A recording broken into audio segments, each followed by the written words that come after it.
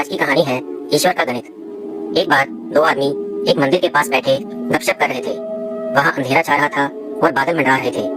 थोड़ी देर में वहाँ एक आदमी आया और वो भी उन दोनों के साथ बैठकर गपशप करने लगा। कुछ देर बाद वो आदमी बोला उसे बहुत भूख लग रही है। उन दोनों को भी भूख लगने लगी थी। तो पहला आदमी बोला कि मेरे पास 3 रोटी हैं।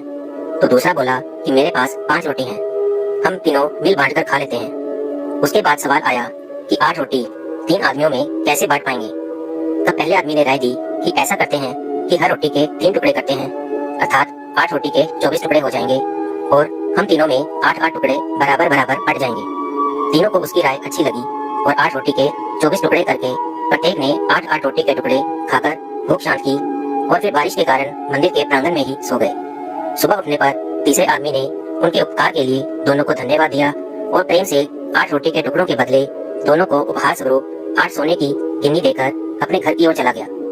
उसके जाने के बाद दूसरे आदमी ने पहले आदमी से कहा कि हम दोनों 4-4 गिन्नी बांट लेते हैं। तब पहला आदमी बोला, नहीं, मेरी 3 रोटी थी और तुम्हारी 5 रोटी थी, अतः मैं 3 गिन्नी लूंगा और तुम्हें 5 गिन्नी रखनी होगी।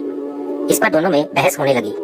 इसके बाद वे दोनों समाधान के लिए मंदिर के पुजारी के पास गए और उन्हें अपनी समस्या बताई तथा समाधान के लिए प्रार्थना की। पुजारी भी असमंजस में पड़ गया क्योंकि दोनों एक दूसरे को ज्यादा देने के लिए लड़ रहे हैं। पुजारी ने कहा, तुम लोग ये 8 गिनियां मेरे पास छोड़ जाओ और मुझे सोचने का समय दो, मैं कल सवेरे जवाब दे पाऊंगा। पुजारी को दिल में वैसे तो दूसरे आदमी की 3-5 की बात ठीक लग रही थी, पर फिर भी वह गहराई से सोचते सोचते गहरी नींद में सो गया। कुछ देर बाद उसके सपने में भगवान प्रकट हुए तो पुजारी ने सब बातें बताई और न्यायिक मार्गदर्शन के लिए प्रार्थना की और बताया कि मेरे ख्याल से 3-5 बंटवारा ही उचित लगता है। तब भगवान मुस्कुराकर बोले, नहीं, पहले आदमी को 1 गिन्नी मिलनी चाहिए और दूसरे आदमी को 7 गिन्नी मिलनी चाहिए। भगवान की बात सुनकर पुजारी अचंभित हो गया और अचरज से पूछा, प्रभु ऐसा कैसे?